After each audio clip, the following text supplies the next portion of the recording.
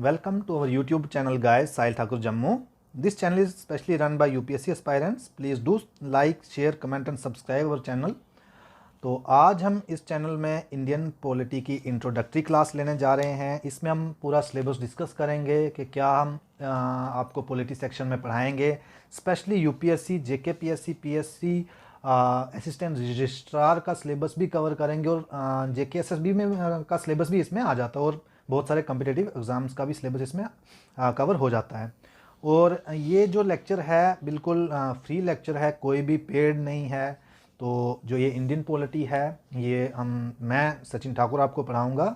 और जैसे कि आपको पता है कोऑपरेटिव सेक्शन का जो पूरा लेक्चर पूरे हो गए हुए हैं वो साहिल सर ने लिए हुए हैं। और आने वाले टाइम में हिस्ट्री के लेक्चर भी आने वाले हैं, साथ में इसके ज्योग्राफी के लेक्चर भी आने वाले हैं, वो भी साहिल सर लेंगे।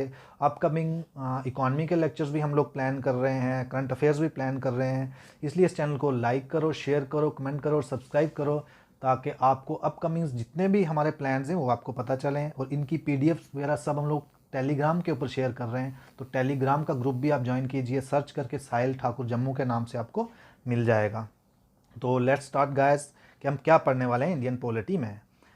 सबसे पहले जो आज का डिस्कशन है गाइस वो है हमारा हिस्टोरिकल बैकग्राउंड। इसमें देखिए कंपनी रूल है, क्राउन रूल है। जो ये कंपनी रूल है स्पेशली ये तो आपको पता है मॉडर्न हिस्ट्री में कवर हो जाएगा, जो मॉडर्न हिस्ट्री का लेक्चर हमारे साहिल सर लेंगे, लेकिन फिर ब्रीफली हम इसको कवर करेंगे। क्राउन रूल को भी हम लोग ब्रीफली कवर करेंगे।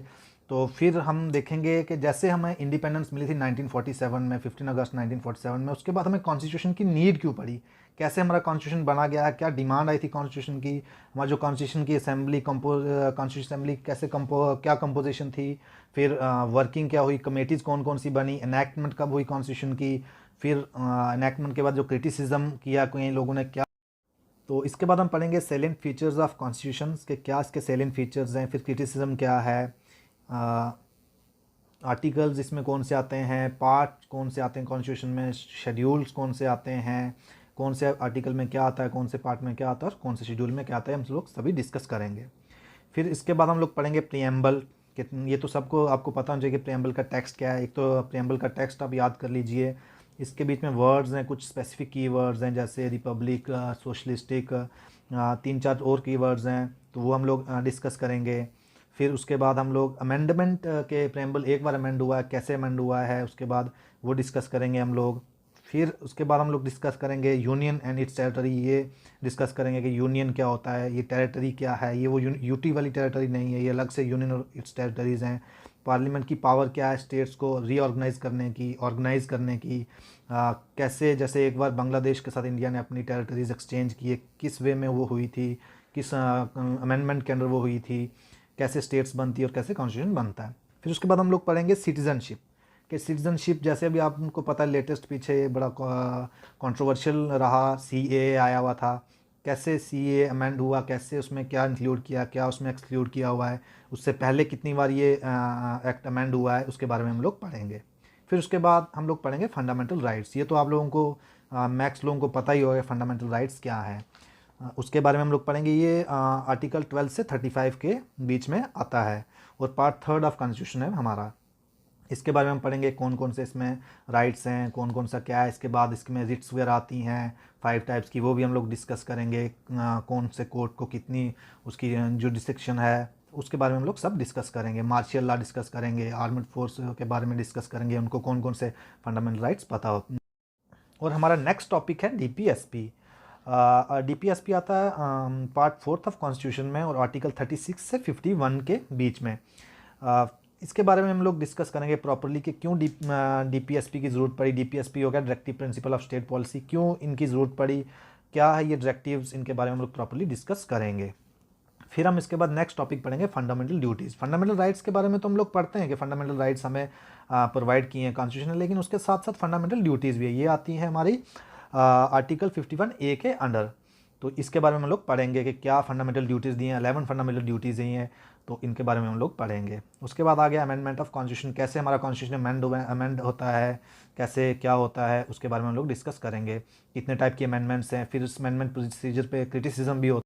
हमारा नेक्स्ट टॉपिक है बेसिक स्ट्रक्चर ऑफ कॉन्स्टिट्यूशन। इसमें हम लोग डिस्कस करेंगे क्या कॉन्स्टिट्यूशन का बेसिक स्ट्रक्चर क्या है। इसमें कुछ केसेस हैं जैसे शंकरी प्रसाद केस है, फिर गोलकनाथ केस है, लेकिन जो इसमें बहुत इंपॉर्टेंट है वो है केशवानंदा भारती केस। उसको हम लोग डिस्कस करेंगे कि बेसिक स्ट्रक्चर क्या है, क्यों इसकी ज़रूरत पड़ी और क्या ये अमेंड हो सकता है कि नहीं हो सकता है, ये उसके बारे में है।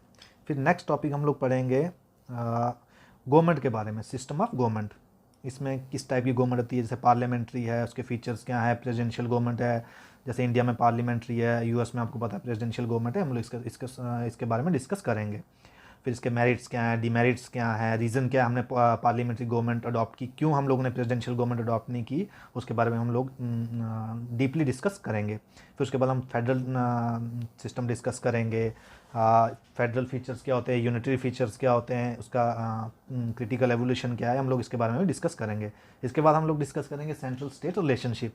क्या central state relationship, legislative relationship होते हैं, एडमिनिस्ट्रेटिव होते हैं, फाइनेंशियल होते हैं। फिर आज क्या ट्रेंड्स है सेंट्रल स्टेट रिलेशनशिप में आज के टाइम में, उसके बारे में हम लोग इसमें डिस्कस करेंगे। फिर इंटर स्टेट जो रिलेशंस हैं इसमें वाटर डिस्प्यूट्स वगैरह, काउंसिल्स वगैरह होते हैं, वो हम लोग डिस्कस करेंगे। फिर उसके बाद हम लोग डिस्कस करेंगे इमरजेंसी प्रोविज़न, आर्टिकल 352 आ गया, आर्टिकल 356 आ गया, आर्टिकल 360 आ गया, इनके बारे में हम लोग डिस्कस करेंगे। फिर इनका क्रिटिसिज्म भी है वो भी हम लोग इसमें डिस्कस करेंगे। नेक्स्ट जो टॉपिक है हमारा है प्रेसिडेंट, सेंट्रल गवर्नमेंट के बारे में। उसके अंदर क्या क्या आता है, सबसे पहले तो पता है आपको फर्स्ट सिटीजन ऑफ इंडिया क्या है, वो है हमारा प्रेसिडेंट। ये जैसे मोदी गवर्नमेंट के कोई आप लोग सोच के देखिए, पहले प्रेसिडेंट है, उसके बाद आ गया वाइस प्रेसिडेंट, उसके बाद हमारा प्राइम मिनिस्टर आ गया, उसके बाद उनकी काउंसिल ऑफ मिनिस्टर्स आ गई। तो इसके बारे में हम लोग बिल्कुल ब्रॉडली डिस्कस करेंगे। फिर कैबिनेट कमेटीज़ आ गई। फिर जो मेन इसका हॉट टॉपिक है वो हमारा पार्लियामेंट।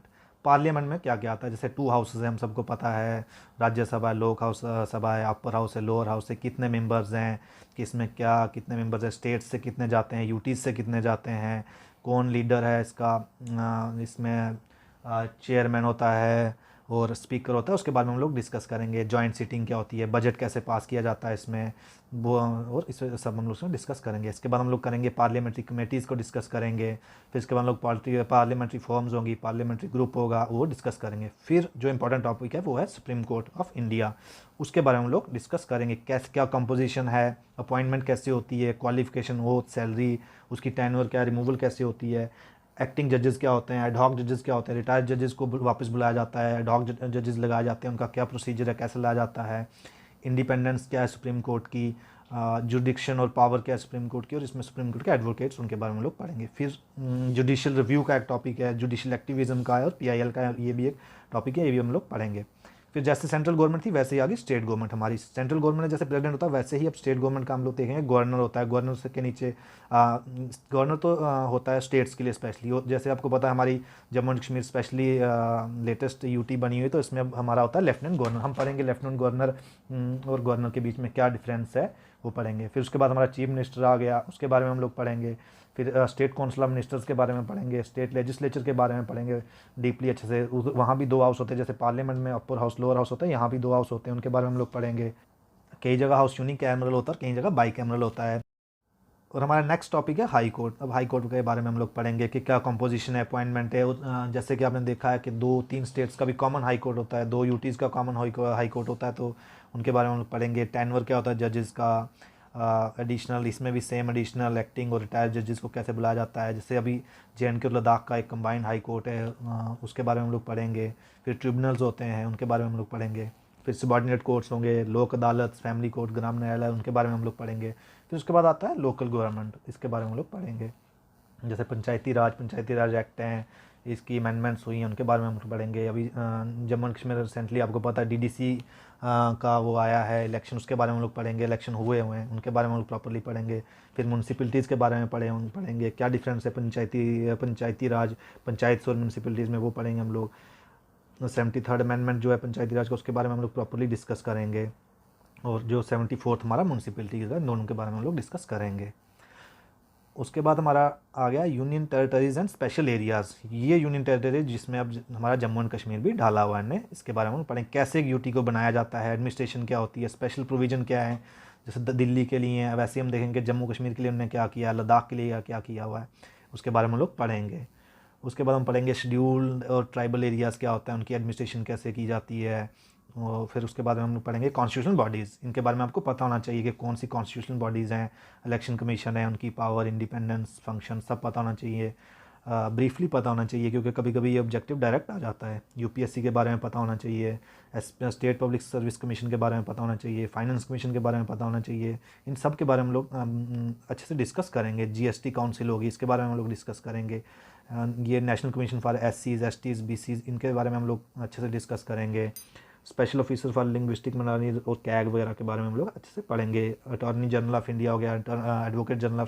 हमारा next topic non constitutional bodies है। इनके बारे में आपको पता होना चाहिए, कभी कभी डायरेक्ट ऑब्जेक्टिव आ जाता है कि कौन सी आपकी कॉन्स्टिट्यूशनल बॉडीज़ है और कौन सी नॉन कॉन्स्टिट्यूशनल बॉडीज़ है। ये आपको अच्छे से ध्यान रखना और लर्न कर लेनी है कौन सी हमारी कॉन्स्टिट्यूशनल बॉडीज़ है और कौन सी नॉन कॉन्स्टिट्यूशनल बॉडीज़ है।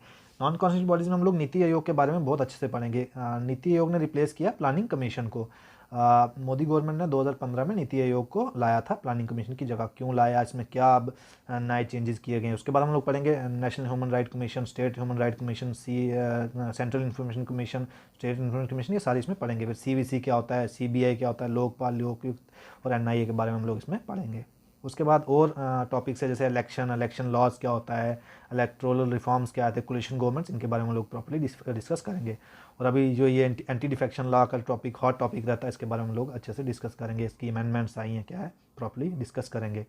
आप हमारे ये था जो हमारा इंडियन पॉलिटी का प्रॉपर्ली सिलेबस। इस सिलेबस को हम डीपली डिस्कस करेंगे। आज तो हमने आपको पूरा सिलेबस का एक ओवरव्यू दिया हुआ कि किस किस चीज़ को हम डिस्कस करेंगे, वो एक प्रॉपर ओवरव्यू था। हम लोग प्रॉपर्ली हर एक टॉपिक को डीपली डिस्कस करेंगे। हर एक टॉपिक का अलग से लेक्चर लेके आएंगे। कोई भी अगर आपको कन्फ्यूजन या कोई भी क्वेश्चन हो, आप कमेंट करके पूछ सकते हो। टेलीग्राम पे आप अपना क्वेश्चन डाल सकते हो। कोई भी आपको अगर कन्फ्यूजन हो, मिसकंसेप्शन हो, और हमारे चैनल को आप लाइक करो, शेयर करो, सब्सक्राइब करो और बेल आइकन को ज़रूर दबाओ ताकि आपको हमारे आने वाले लेक्चर्स का पता चले। और टेलीग्राम ग्रुप को भी ज्वाइन कीजिए। जितनी भी पीडीएफ हम लोगों से हो सके हम लोग वहाँ पे डालेंगे।